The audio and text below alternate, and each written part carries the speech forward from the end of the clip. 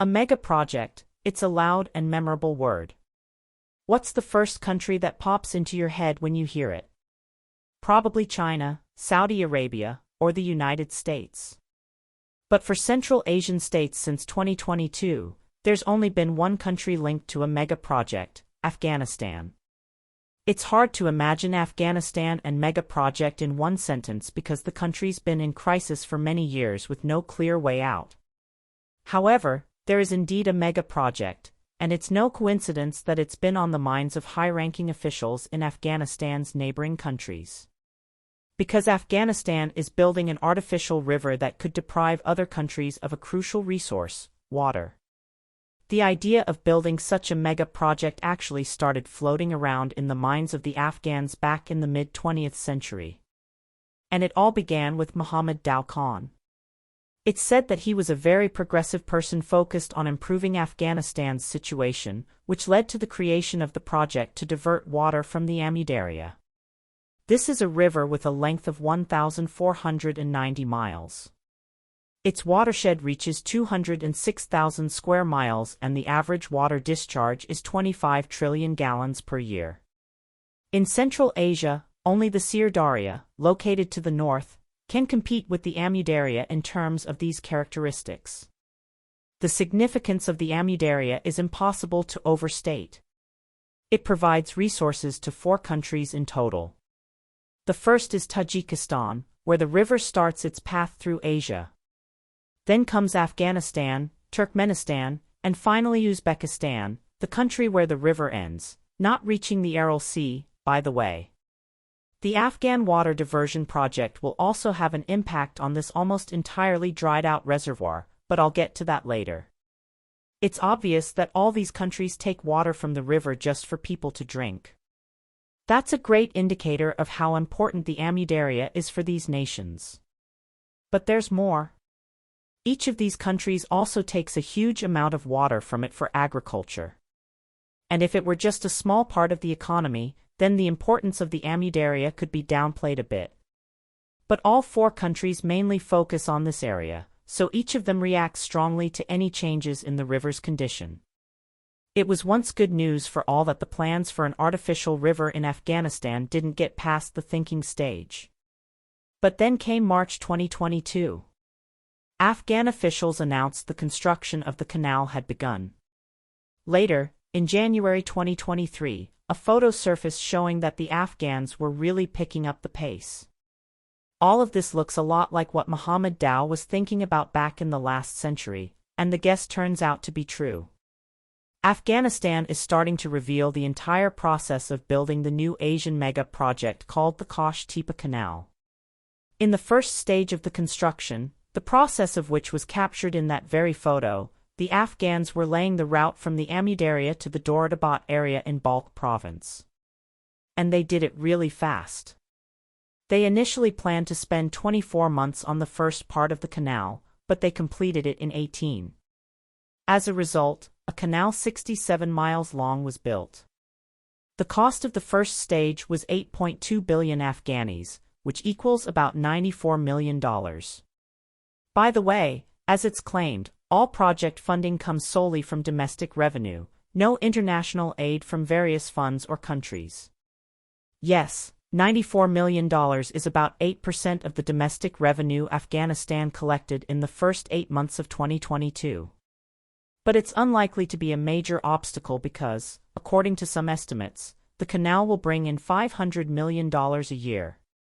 The second phase of the construction project began in the Doratabad area of Balkh and is still ongoing in the Angoi district of Faryab province. The most recent updates from the end of December 2024 mention that the second phase is nearly complete. Authorities state that 81% of this section of the Kosh-Tepa Canal is done. If we look at the project as a whole, it's already 61% done. They've already built a 110-mile canal, and all this since March 2022, that is, in less than 3 years. To get a sense of the scale, take a look at how far the canal has been dug so far. The speed of construction is especially impressive when you consider that the Afghan project includes surveying, well and soil studies. They are building extra infrastructure like bridges over the canal and integrating underground irrigation pipelines. Thousands of trees are being planted to stabilize the soil and prevent erosion. After all, it's just an enormous amount of earthworks. Up to 35 million cubic feet of soil are removed every day. But the amazement at how quickly so many complicated tasks were done disappears once you find out how much energy the country put into constructing the Kosh-Tepa Canal. Over 200 subcontractors and about 5,500 people are working on the project, using 3,300 pieces of construction equipment around the clock. This huge team still has quite a bit of work ahead.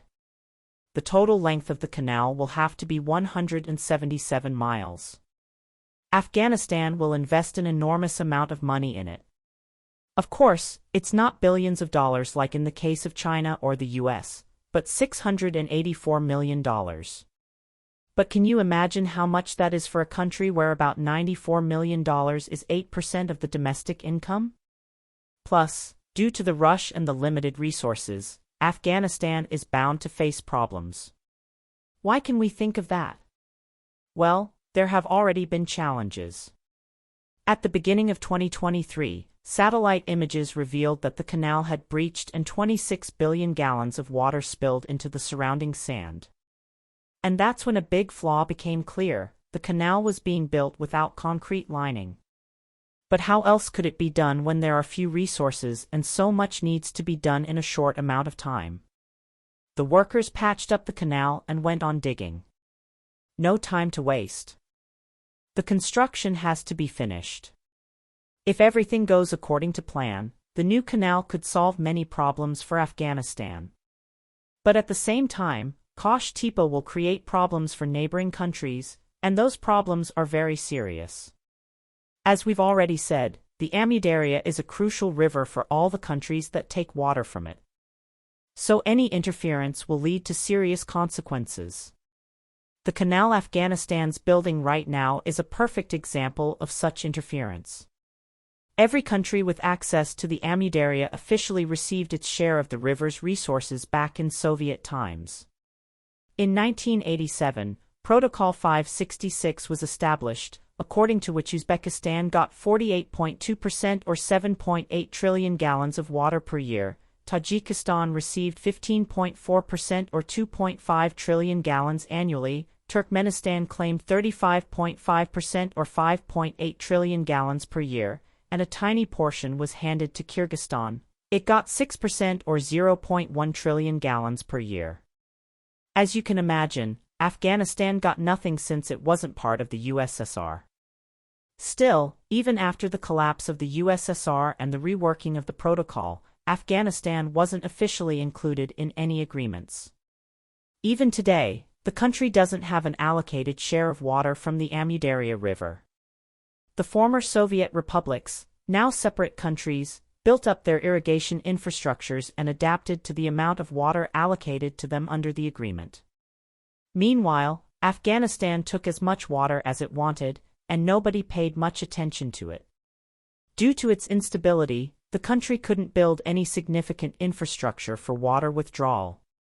And now, it suddenly turned out that the southern neighbor is building a canal that's planned to take 2.66 trillion gallons of water from the Amudarya every year. Everyone's surprised, but this canal could become a real disaster for two specific countries, Uzbekistan and Turkmenistan. Why? They are downstream from where the water is going to be taken. According to some studies, the construction of the Kosh-Tepa Canal will cut the main river users' combined share from 80% to 65%.